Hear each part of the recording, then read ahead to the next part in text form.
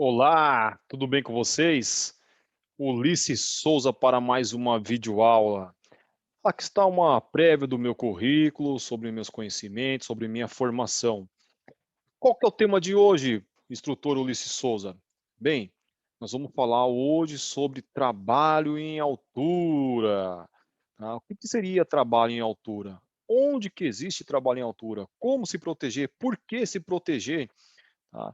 Então, o trabalho em altura ele está relacionado a uma norma regulamentadora, que é a NR35.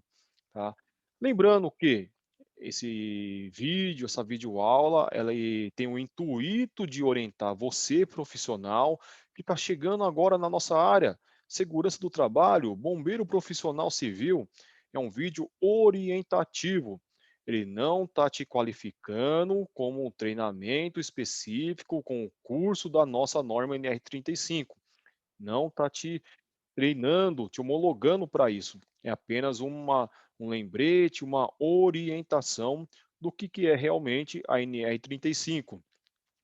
Então, nossa norma NR35, ela está estabelecida com alguns objetivos e campo de aplicação. Então, essa norma, ela estabelece ali alguns requisitos mínimos e as medidas de proteção para quê? Para que o trabalho em altura ele seja planejado, organizado e executado de forma que garanta a segurança e saúde dos trabalhadores, ali que estejam envolvidos diretamente ou indiretamente com essa atividade. Então, quando falamos de segurança do trabalho, existe um conceito para isso. O conceito para a segurança do trabalho, ele é entendido como conjunto de medidas que vão ser adotadas ali para minimizar acidentes e até mesmo doenças ocupacionais. E o intuito de tudo isso é proteger a integridade e a capacidade do trabalhador. Então, a segurança do trabalho, ela define algumas leis também, outras normas, além de falarmos de NR35, aqui no Brasil, a legislação de segurança do trabalho, ela compõe outras normas regulamentadoras. Então, quando eu falo de NR35, não vou falar simplesmente dela. Por exemplo, eu vou lembrar de NR6 para falar de EPI, eu vou falar de NR7 para falar do PCMSO, a gente vai comentar um pouquinho mais para frente aqui, os exames médicos desse trabalhador, entre outros fatores aí que a gente vai comentar sobre leis, decretos que visam ali garantir a segurança desse trabalhador. Então vamos lá. O que define trabalho em altura? O que é realmente o trabalho em altura de acordo com a nossa norma NR35? Então, o trabalho em altura é todo aquele trabalho, aquela atividade executada acima de 2 metros do piso de referência. Tá? É isso que está caracterizando, normatizando a NR35. Toda atividade executada acima de 2 metros do piso de referência.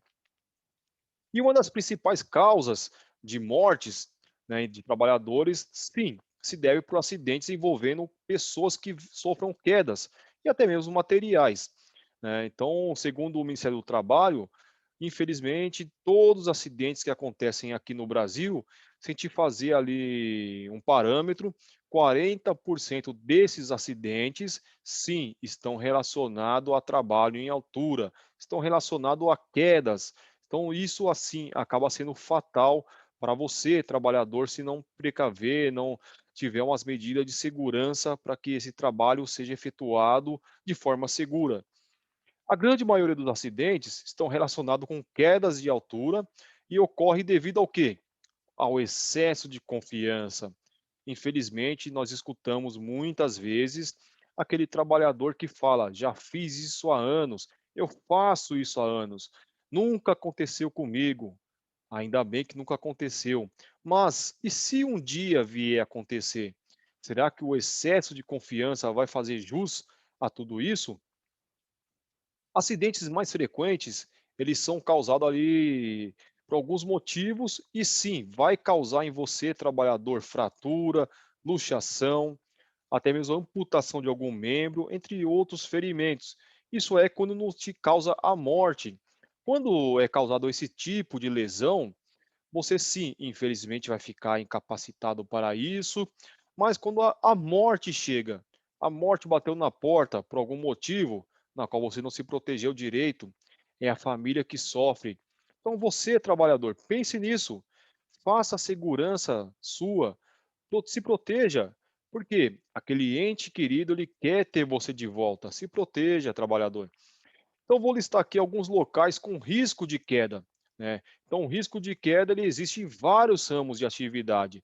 Então, nós vamos intervir ali nessa situação de risco e vamos regularizar o processo para que torne esse trabalho seguro para você. Vamos tomar medidas preventivas em todos os trabalhos, realizar os riscos de queda, né? Vamos eliminar, né? Tentar eliminar esse risco de queda, visando a segurança de você e de outras pessoas que estão ali ao redor. Então, acidentes fatais por queda de altura, elas ocorrem principalmente aonde? Obras da construção civil, serviço de manutenção, serviço de em telhados, pontos rolantes, montagem de estrutura diversa, entre outros, né. E aqui eu vou listar alguns exemplos, né, alguns locais possíveis de queda. Telhados, né, aquela pessoa que trabalha no telhado. Então, se você realmente está no telhado e tem uma linha de vida para te proteger, ótimo. E esse local que não tem uma linha de vida, como que é a sua proteção? Comente aí. Fachadas, limpeza, manutenção de fachadas, como que é feita? Cadeirinha, andame suspenso, você está com seus equipamentos de segurança ali de prontidão? Está com os EPIs? As ferramentas, equipamentos estão bem presos para que não haja queda? A área lá embaixo está isolada? Escadas móveis. A partir do momento que eu acesso uma escada móvel, eu tenho ali equipamentos de segurança, um talabarte de posicionamento, por exemplo, para me posicionar. Lembrando que o talabarte de posicionamento, não posso trabalhar com ele sozinho. Sim, eu devo ter o talabarte que vai restringir a minha queda. E o andaime? Como que foi feito a manutenção? Foi feita a montagem desse andaime? Ele foi realizado por profissionais qualificados, por qualquer pessoa? As plataformas foram montadas, os montantes de acordo, né? Existe folga entre eles? Está balançando demais? Está estaiado, né? Os pranchões, como que estão os pranchões? Estão atendendo a NR18 ou apenas coloquei ali umas tábuas cheias de rachadura? Pense nisso, trabalhador. Escadas fixas, conhecidas também como escadas marinheiro, que é essa que nós vemos aqui na foto. O acesso, eu tenho uma linha de vida para chegar seguro no topo desse trabalho na qual vou realizar. Por exemplo, uma caixa d'água com acesso a uma escada marinheiro. Ah, não tem uma linha de vida, mas o uso do talabarte está sendo de uma forma eficaz, eu estou intercalando os talabarte para que eu chegue seguro até o topo desse trabalho e volte seguro também. E áreas confinadas? Nós já tivemos um vídeo aqui falando sobre espaço confinado. Então, sim, trabalho em altura envolve espaço confinado também, quando eu vou fazer o acesso. Esse acesso é por cordas, escada, eu estou ancorado, eu estou com os equipamentos de segurança ali eficazes para isso? E beirais? Como que é o trabalho no beiral? Eu tenho uma devida proteção para isso? Ou estou ali à vontade, né, esperando algo que me aconteça? Estruturas metálicas, vigas, você profissional da construção civil, né, deixe seu comentário. O que que você propõe aí na sua construção, na sua obra, para que os trabalhadores venham a ter uma proteção, uma segurança adequada? Então, vamos falar um pouquinho de atos e comportamentos que podem levar um trabalhador a sofrer uma queda em altura. A pressa, uma frase muito famosa que escutamos há anos. A pressa, ela é inimiga da perfeição. Então, realizar trabalho em altura com muita pressa, de forma rápida, que eu quero acabar rápido, hoje é sexta-feira, preciso sair daqui, ver família, me divertir, ir para um compromisso, isso coloca a sua integridade física em risco e de outras pessoas também. Improvisos, adequar ferramentas, até mesmo máquina para executar um tipo de trabalho. Autoexclusão, está diante de um risco e se omitir. Esse problema não é meu, nunca foi meu, por que vou me preocupar? Exceção, abrir as atividades de risco por se tratar de um serviço rápido. Então é rapidinho, não dá nada. É uma outra frase mentirosa que nós escutamos há anos. Esse serviço é rapidinho, não vai dar em nada. Vamos lá. Presumir, entender, acreditar que não causará acidente baseando em probabilidade. Né, já comentado, mas vale a pena repetir. Sempre fiz isso, faço isso há anos, nunca deu nada. E aqui estão alguns exemplos de comportamentos pessoais que levam o trabalhador a sofrer uma queda, né, durante a execução do trabalho. Umas fotinhas clássicas aí de trabalho em altura, feito com total 100% de segurança. Pense aí, pense direitinho, deixe seu comentário aí que você achou dessas fotos. Então, a nossa norma NR35, ela dá algumas responsabilidades. Para quem? Para o empregador e para o trabalhador também. Então, primeiramente, para o empregador, tá? Tem várias alíneas essas normas, tá? Nós vamos comentar apenas algumas aqui para não ficar tão extenso. Então vamos lá, a linha A, garantir a implementação das medidas de proteção estabelecida na norma, assegurar a realização da análise de risco, quando aplicável, e a emissão da permissão de trabalho, a PT, né, dois documentos que vão fazer ali junção para que esse trabalho seja seguro.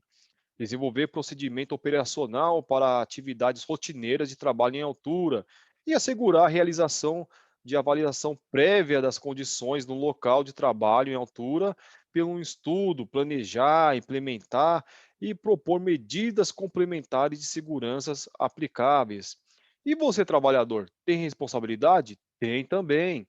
Você deve cumprir as disposições legais e regulamentares sobre trabalho em altura, né, expedido pelo empregador, colaborar com esse empregador na implementação da disposição contida nessa norma.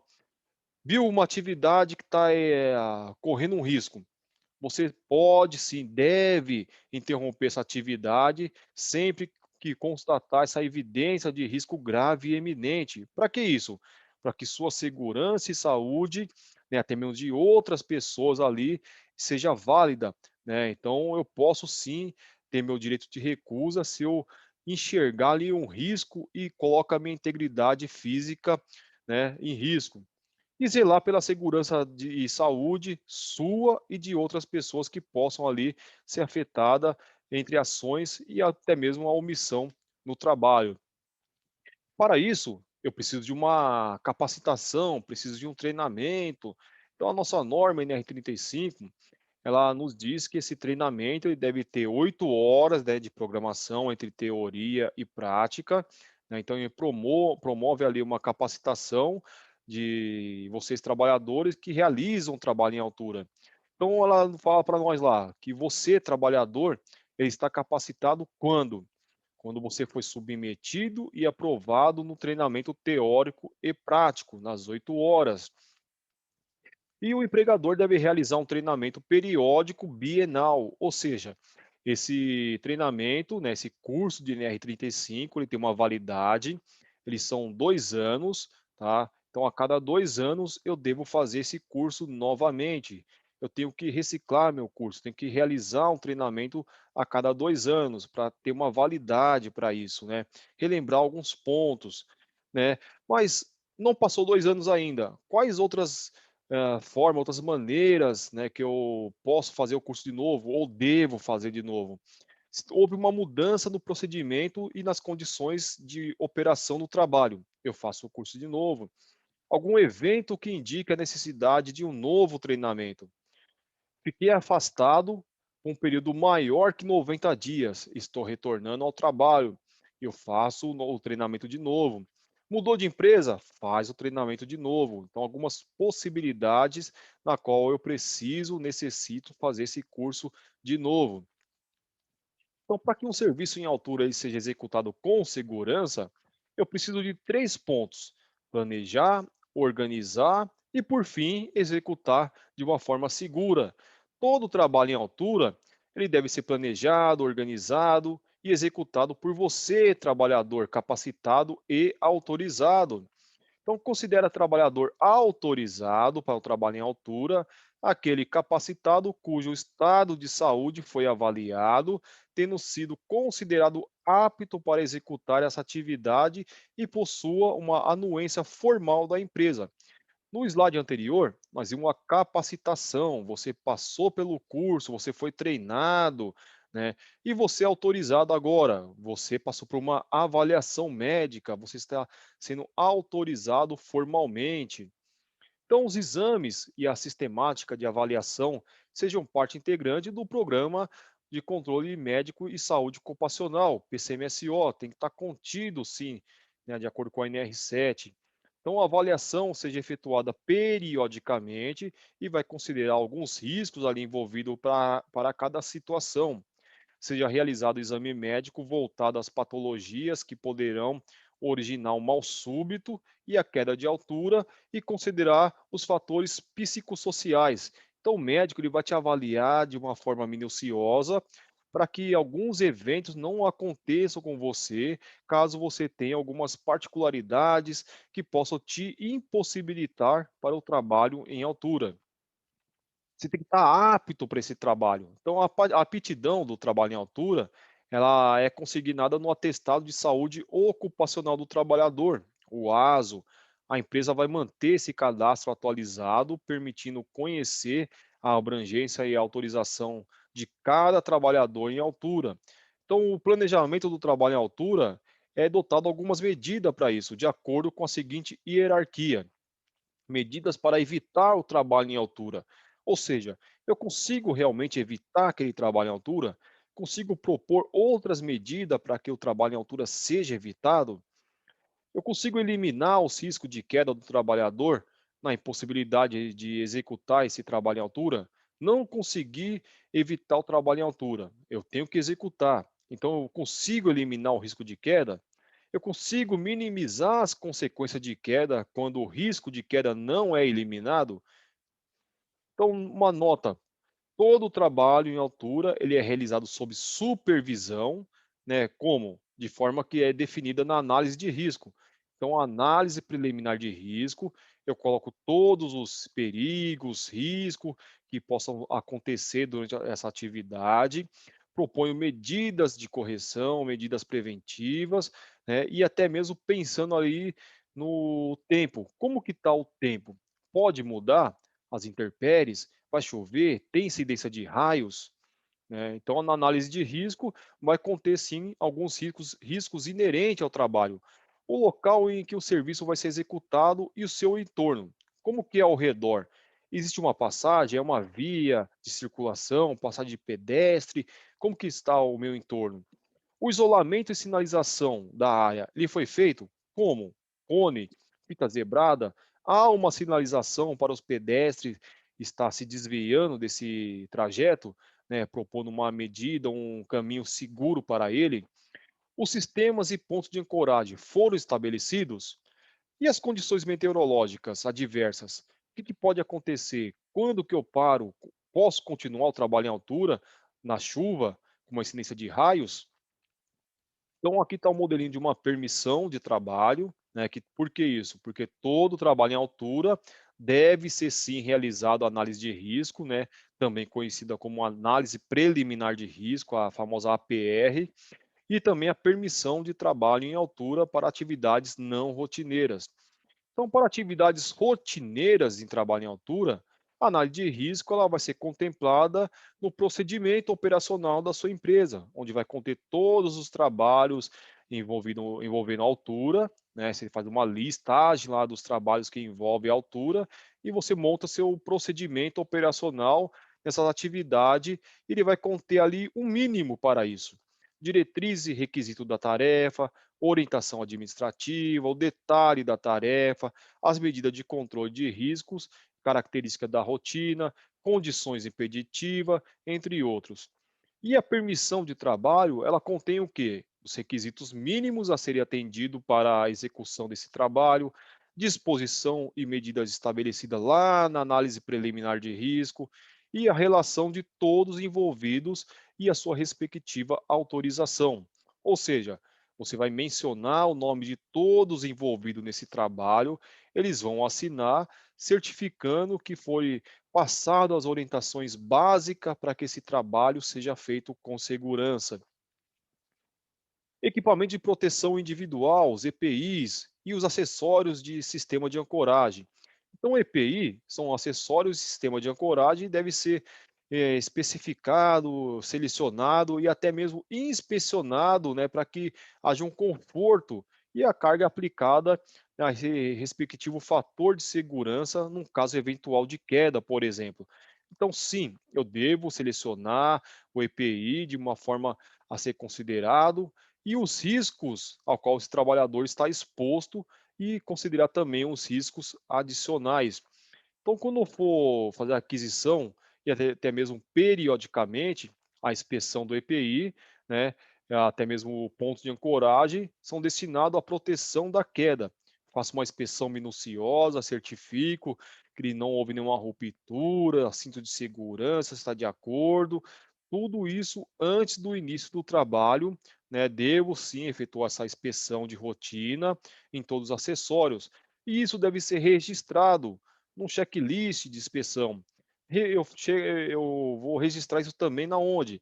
Adquirir, vou fazer a aquisição dos equipamentos, né? Registro isso periodicamente e rotineiramente também quando os EPIs, acessórios, sistema forem recusados. Aqui estão alguns modelos de equipamentos de proteção individual, entre outros fatores de ancoragem também. Então tem lá o cinto de segurança, o capacete, alguns blocantes, IDs, né, pedaleira, mosquetão, entre outros fatores aí que vai fazer uso para o trabalho em altura. Então, aqui o sistema de ancoragem, né, e os EPIs, né, uma nota, os acessórios sistema de ancoragem que apresentarem defeitos, degradação, deformação ou até mesmo sofrer um impacto de queda, eles devem ser inutilizados e até mesmo descartado, tá, para que você não corra o risco. O cinto de segurança deve ser do tipo paraquedista, porque eu tenho dois tipos de cintos, né, o paraquedista e o tipo cadeirinha. O paraquedista, esse é o usual para você fazer o trabalho em altura, dotado de um dispositivo de conexão e sistemas de ancoragem. Aqui está um exemplo de cinto de segurança, né? Que faltou o que ali? Uma inspeção minuciosa do equipamento. Por quê? Eu vejo as partes metálicas enferrujadas. Eu vejo ali os talabarte danificado, o absorvedor de energia, né, com uma fita possivelmente danificado também. Os talabarte, os ganchos dos talabarte, né, ele existe ali um mecanismo que você consegue abri-lo, ele deve fechar de imediato, né?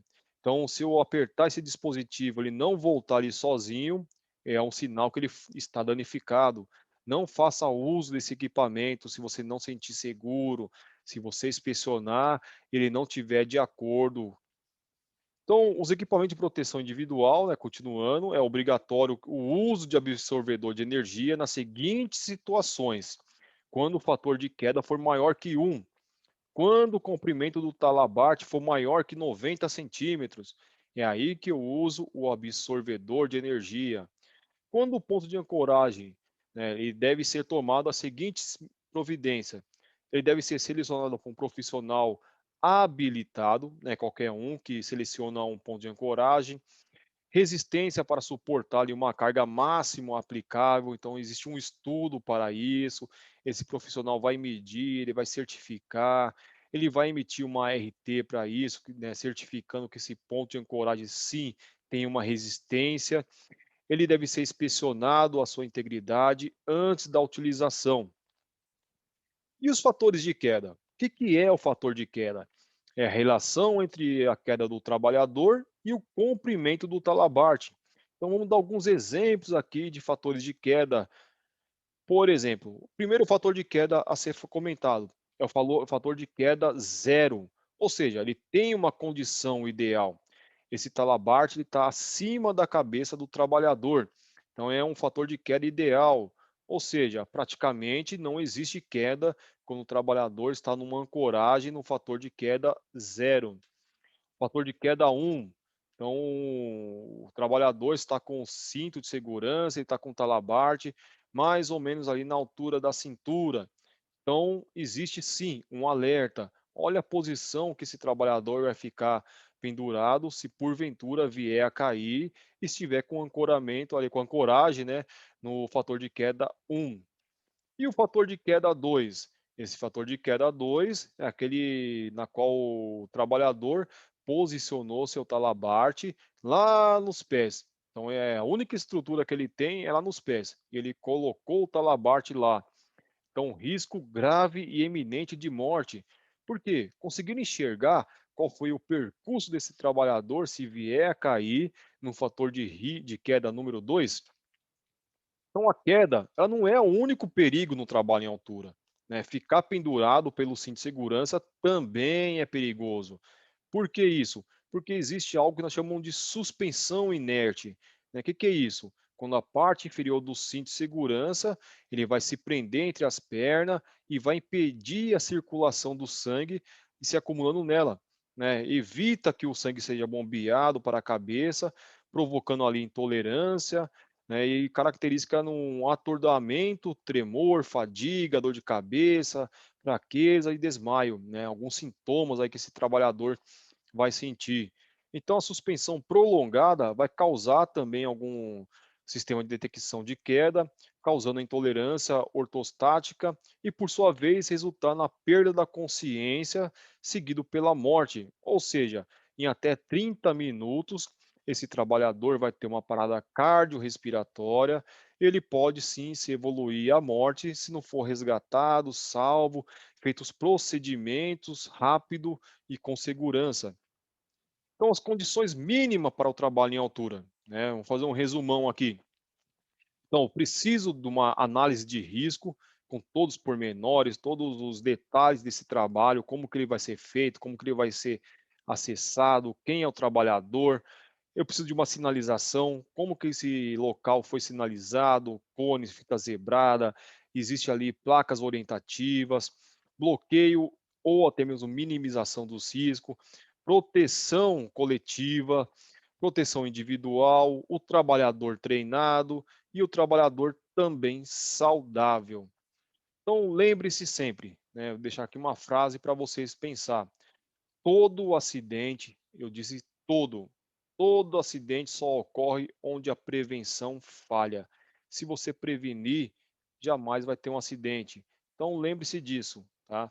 Então, deixo aqui meu alerta, curte meu canal, deixe seu joinha, faça seus comentários e na próxima semana teremos novos vídeos aí para agregar você profissional da área da segurança do trabalho, você profissional bombeiro civil, né? Isso aqui é um canal, é uns vídeos que eu trago para você que está se achegando à nossa área. E você, veterano, também deixe seu comentário se está gostando desses vídeos, multiplique ele para seus alunos, colegas da área que está se achegando, né? É um vídeo interativo para profissionais que estão chegando à área. Profissionais veteranos também sejam bem-vindos. Vamos ajudar essa galera. Forte abraço, instrutor Ulisses Souza.